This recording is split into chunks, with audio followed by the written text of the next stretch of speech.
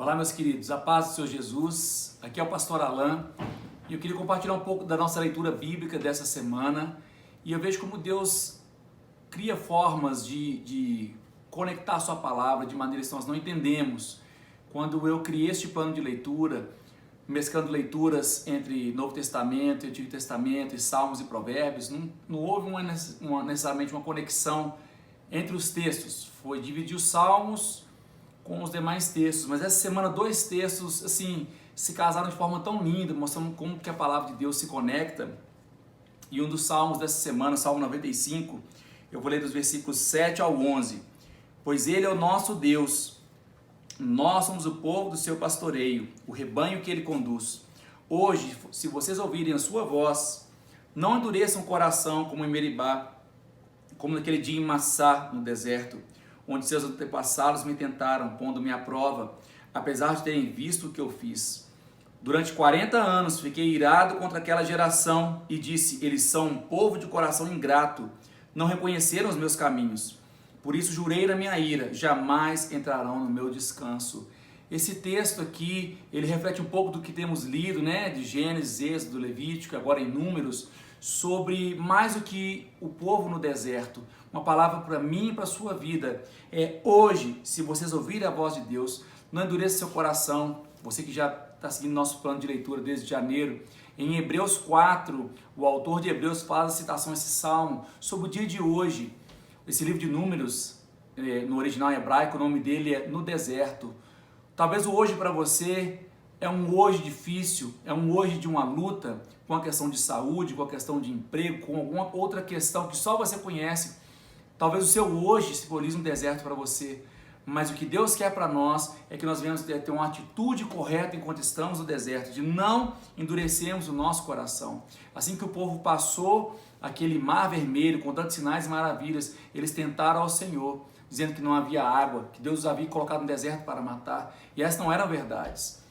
E aquele povo então foi rejeitado por Deus, e ele foi julgado por Deus, indigno de estar ali, desfrutando da terra prometida ao chegar lá. E Deus disse: jurei na minha ira, jamais entrarão no meu descanso. Que nós possamos descansar no Senhor e aprender que o deserto não é lugar de morte, não é lugar de reprovação. O deserto é lugar de crescermos. E seguindo aqui na leitura de Números, nós vemos que o povo agora não é mais simplesmente o povo que saiu do Egito ou o povo que acabou de ser liberto por Deus. Eles já estavam no meio da prova. Nós estamos aqui vivendo tempos que nós não estamos mais no início, de uma quarentena, nós estamos no meio dela, indo para o fim. Quais são os nossos comportamentos no meio do deserto? Quais são os nossos comportamentos, a nossa paciência, a nossa perseverança no meio da prova?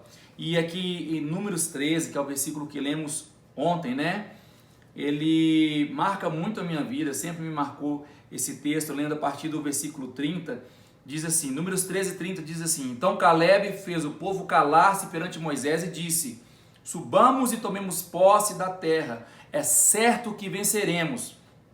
Mas os homens que tinham ido com ele disseram: não podemos atacar aquele povo, é mais forte que nós, e espalharam entre os israelitas um relatório negativo acerca daquela terra. Disseram: a terra para a qual fomos em missão de reconhecimento devora os que nela vivem. Todos os que vimos são de grande estatura. E para mim o versículo-chave dessa passagem diz assim: vimos também os gigantes, os descendentes de Enaque, diante de quem parecíamos gafanhotos, e nós a eles. Vemos aqui então que os gigantes são do tamanho que nós determinamos que sejamos para nós. De um lado Josué e Caleb, dizendo: subamos, tomamos posse da terra, é certo que venceremos. E outras 10 pessoas que estavam no mesmo lugar, que viram as mesmas coisas que eles, com a percepção de: nós não podemos atacar aquele povo, é mais forte que nós. Perceba, meus queridos, duas coisas aqui. A voz da maioria não é a voz de Deus. A maioria disse que não podiam, mas a promessa de Deus não dependia da vontade da maioria. A segunda coisa, o seu gigante é do tamanho que você quer e permitir que ele seja. E a terceira coisa que eu quero falar para você sobre esse texto aqui: vimos então os gigantes, os descendentes de Enaque, diante de quem parecíamos gafanhotos, e nós a eles.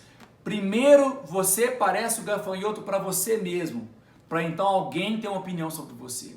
Muitas vezes as opiniões que as pessoas têm formado sobre nós você não é capaz, você não consegue, você não dá conta, elas não nascem da boca dessas pessoas. Ela nasce primeiro da nossa atitude, que se transforma na nossa autopercepção, que se transforma nas palavras sobre nós mesmos. Aí então nós damos o direito a essas pessoas nos julgar.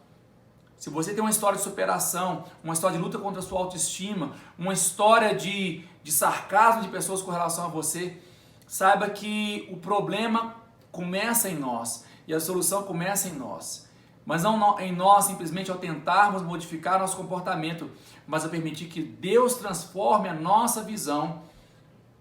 Esse Salmo 95 ele casa perfeitamente com esse texto, dizendo que hoje não endureça seu coração. Não permita que as lutas da vida te transformem numa pessoa insensível, numa pessoa incapaz de amar, numa pessoa incapaz de se compadecer com o próximo. Não permita que as lutas, os desafios da vida te façam uma pessoa diferente de quem Deus quer que você seja. Você não é um gafanhoto, você não é um perdedor. Não se permita ver como Deus não te vê. Deus te vê como uma pessoa vencedora, que foi enviada para participar de um tempo no deserto. Não para te reprovar, mas para fazer crescer, para que você possa entrar na terra prometida, conquistar tudo aquilo que o Senhor já colocou no seu coração, hoje e sempre, em nome de Jesus. Deus abençoe seu dia e até a próxima.